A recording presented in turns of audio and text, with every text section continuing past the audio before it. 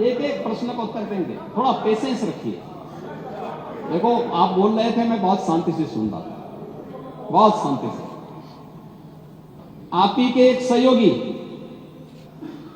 श्री लालू यादव जी कह रहे हैं, अरे ये सब कुंभ का क्या कोई मतलब है, फालतू का कुंभ है। यानी सनातन धर्म के इस महायोजन को फालतू उनको दिखाई देता है। और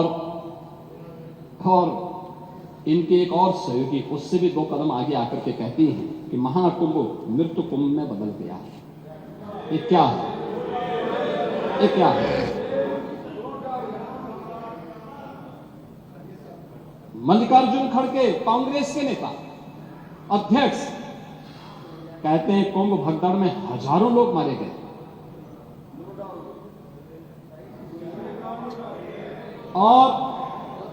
और जया बच्चन क्या कहती हैं? ये समाजवादी पार्टी की नेत्री है। इस देश में अभी सबसे बड़ा मुद्दा महाकुंभ भगदड़ की घटना है। उन मृतकों की सही संख्या बतानी चाहिए और जनता को सफाई देनी चाहिए। उन्होंने आगे क्या बात कही? उन्होंने कहा व्यवस्थाएं आम आदमी के लिए नहीं बल्कि वीआईपी के लिए थी। शवों को गंगा में बहा दिया गया, इससे पानी प्रदूषित हुआ है। यही पानी लोगों तक पहुंच रहा है। ये इस प्रकार के गैर जिम्मेदाराना बयान समाजवादी पार्टी, कांग्रेस, आरजेडी और टीएमसी के नेताओं के द्वारा सनातन धर्म के जुड़े हुए सबसे बड़े आयोजन के प्रति दिए गए। महोदय, मैं ये जानना चाहता हूं कि क्या सनातन धर्म का अनुयायी बनना या सनातन धर्म के किसी आयोजन को भव्यता के साथ करना क्या कोई अपराध है? उस आयोजन को उन सीमाओं के साथ, उस आस्था को सम्मान देकर के आगे बढ़ाना क्या कोई अपराध है? और अगर अपराध है तो हमारी सरकार इस अपराध को कर रही है और आगे बढ़ रही है। मेरा यह मानना है कि महान कार्य को 3 अवस्थाओं से गुजरना पड़ता है। याद रखना, उपहास से, विरोध से और अंततः स्वीकृति से। और स्वीकृति का इससे बड़ा प्रमाण क्या हो सकता है कि समाजवादी पार्टी के राष्ट्रीय अध्यक्ष भी जो शुरू से विरोध कर रहे थे, अंततः चुपचाप जाकर के डुबकी लगाए। नेता प्रतिपक्ष भी हाँ, मैं अच्छी बात है, आपका अधिकार है, आपका अधिकार है। मैं तो आपको अधिकार दे रहा हूं।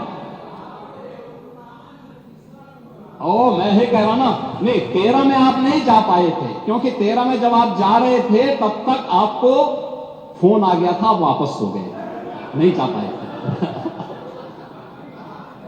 नहीं जा पाए, आप वापस आ गए थे। लेकिन इस बार आप गए थे, मुझे अच्छा लगा।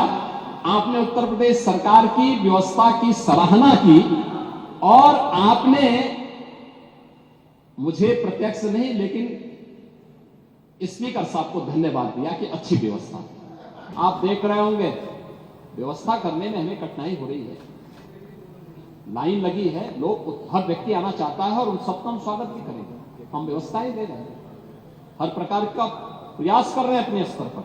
लेकिन आप दूसरों को उपदेश दे रहे हैं लेकिन चुपचाप स्नान करके चले आ रहे हैं। ये बड़ी विडंबना वाली स्थिति है। और अच्छा होता पूरे समाजवादी परिवार को लेके गए होते, आगे पीछे चच्चों को भी लेके चले गए होते, तो कम से कम 2013 में तो मैं उनकी मजबूरी मान सकता था। कम से कम 2025 में तो करवा करके पुणे के भागीदार बना देते। लेकिन आपने आज भी उनको पुणे का भागीदार बनने से वंचित कर दिया। महोदय, वीआईपी कल्चर की बात वो करते हैं, जो मुंह पे चांदी का चम्मच लेकर के ही पैदा हुए, जीवन भर जिन्होंने वीआईपी सुविधा ली, अगर थोड़ी सी वीआईपी सुविधा इधर उधर नहीं कि जमीन आसमान को एक कर लेते हैं। वे प्रयागराज महाकुंभ में वीआईपी कल्चर अगर कुंभ में होता और मुझे बताइए 56 करोड़ लोग इन 38 दिनों में, इन 37 दिनों में, 37-38 दिनों में क्या त्रिवेणी में आस्था की पावन डुबकी लगा पाते हैं? आज के समय में जब media, social media, visual media और प्रिंट मीडिया इतना आगे बढ़ चुका है और तब भी समाजवादी पार्टी इतना झूठ बोल रही है कि स्नान नहीं हुआ। और मेरा कहना है कि महोदय, राजनीति में थोड़ा बहुत प्रहसन चलता है, लेकिन प्रहसन को ही राजनीति बना दिया जाए, ये न्याय नहीं है। और मुझे लगता है कि महाकुंभ, आप प्रश्न खड़ा कर सकते हैं, शासन पर खड़ा करिए, लेकिन महाकुंभ पर प्रश्न मार्क खड़ा मत करिए, आस्था पर प्रश्न मार्क मत खड़ा करिए।